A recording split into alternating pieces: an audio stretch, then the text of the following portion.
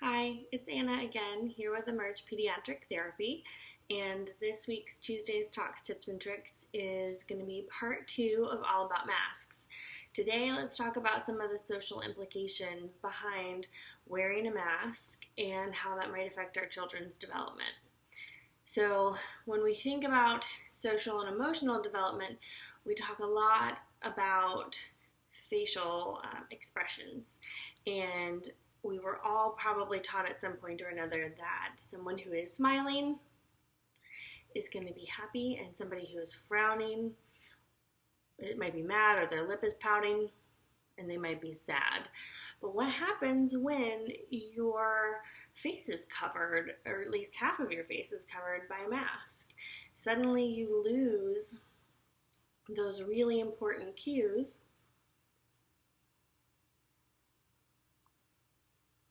with your mask. I just made a bunch of different facial expressions at you guys, and you probably have no clue what I was doing other than maybe a little bit of cheek movement.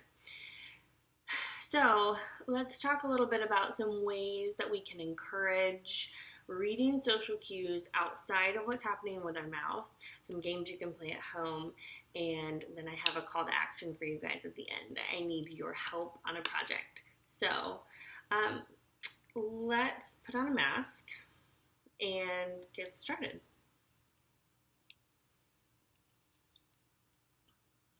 All right, so if we are wearing a mask, the bottom part of our face is covered, but we still have some really important players here in our facial expressions with our eyebrows and our eyes.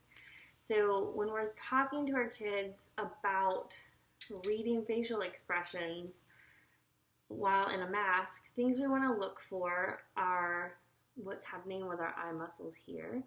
So people who are truly very happy, it's really hard to smile and not get these kind of like eye wrinkles if you're doing a big grin. So if I'm talking to a kiddo about reading a facial expression, this one, I'm going to mention these kind of eye wrinkles. And I'm going to also talk about how my forehead looks pretty calm. Like, I'm really happy. There's not a lot of wrinkling or tension. My eyebrows are not doing anything. They're neutral. They're resting. So this might be what my happy face looks like. If I want to talk about something like angry, what did we notice changed about my face from happy to angry? The thing that I like to talk about the most are eyebrows kind of wrinkling together, getting lower. I talk about them pointing down. And I make this kind of gesture with my hands because it kind of reminds me of like cartoon characters who get angry, their eyebrows go like this. So to kind of help aid in that visualization. If somebody is confused, we might still see some forehead wrinkles, but maybe our eyebrows are a little bit more lifted than when we're angry. Notice how they go down really low, and confused might be kind of somewhere in between.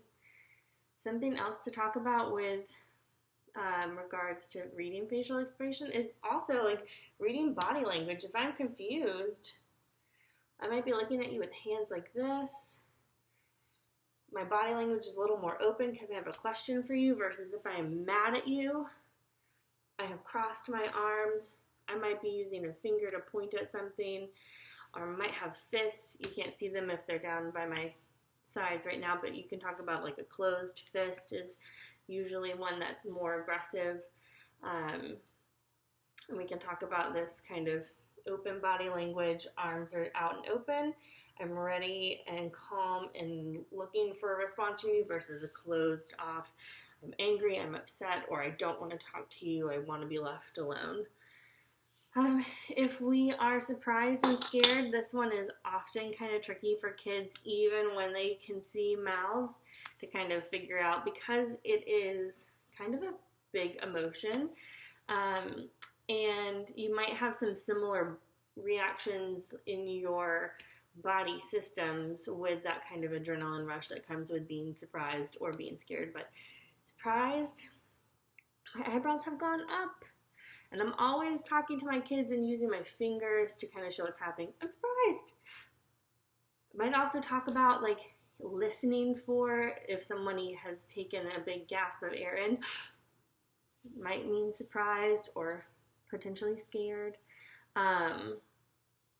And something else that we can talk about too is there's like when I inhale, my mask kind of moved with it. It's showing you that that was unexpected for me. Scared though might also look like kind of fidgeting with our hands. So again, we might be able to figure out surprised versus scared by a little bit of differentiation in our eyebrows and what our hands or the rest of our body is doing in that moment. I'm going to put my glasses back on so I can actually see what I'm doing now. So really talking about the differences and showing and practicing in the mirror. What does it look like when you're happy? What does it look like when you're scared? Those are great ways to kind of help our children get adjusted to reading what's happening here and with the rest of our body below our jaw. Something else that we have as a clue that we often forget about is tone of voice. This is huge. So tone of voice can tell you if you're feeling really happy and our voice kind of goes up. If you're feeling really frustrated and your voice starts to get that kind of staccato, kind of jerky, very clipped sound to it. If you're feeling really sad, your voice might get kind of quiet. Your body language is going to droop a little bit with it, but your voice kind of dips down. If you're bored, your eyes are going to kind of show that you're bored. They're going to be real neutral and not like a happy kind of neutral. My voice has gotten lower. My body's kind of slumped. I might, even though I'm not supposed to have my hands near my face because of COVID, I might have my hand in my face. So again, reading that body language, but listening to the sound of that voice. We can know if somebody is asking us a question by whether or not our intonation goes up at the end. Did you understand that? You hear how my voice went up instead of, I understood that. My voice was a lot more kind of level and it goes up with questions. So being able to talk about what does our voice do when we are having these different emotions. Thinking about games that we like to play in the clinic, we love in our groups to do emotion charades and a game called I Love Puppies. So emotion charades is just that. You have emotions written out on a card. Sometimes, depending on if your child needs that extra cue, there will also be a situation on it to help kind of drive home the point of the facial expression or the body language. So you might have like excited, your mom just got you a new puppy. And that's what's going to be on the card for the child to act out. And everybody else has to guess, not that mom just got you a new puppy, but what is that emotion that we're feeling? And mom just got you a puppy is a way to help kids get into the mindset of what would I do in that situation? How would my body show excited? The game I Love Puppies is one of my personal favorites. I am not even sure where we got this game idea from, some internet search, but you take a phrase like I love puppies and you give everyone in the group or everyone who's playing an emotion to say it in. So can you say I love puppies happy? I love puppies. Can you say I love puppies sad? I love puppies. Can you say it mad? I love puppies. And so now we get to open up this dialogue about what did our voice do to show that emotion, and it lets us talk too about did our emotion and did our voice match our message. If I came up to you and I said, oh, I love puppies, do you think that I really love them, or are you now feeling confused? So we talk a lot with our kids now, and it'll be even more important with wearing masks. Do we have a tone of voice and body language and facial expressions from the nose up that match the message that we're trying to portray? If it doesn't match, we're going to either leave people feeling confused, or if it doesn't match for someone that we're talking to, we're going to need to follow up and get more information. and try to figure out what's going on. Why is this person saying that they love puppies, but they sound angry or sarcastic? Did I miss something else in this person's conversation?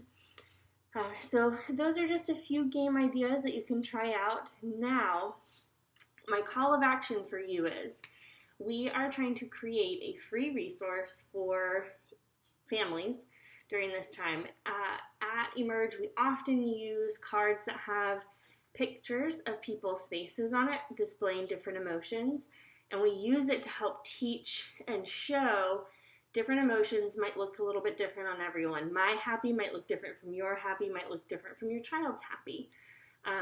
So those are great cards to play all sorts of games, but our problem is right now, we're all in masks. So we are working on creating a card game with different emotions from different people. We would like adults, children, male, female, and all races to be represented, and to show those pictures of people making different faces and masks. And then what our plan is to put it together in a PDF and send it out to our email list at a later date once we're able to kind of get it all organized, along with instructions and suggestions for games that you could play to help teach your child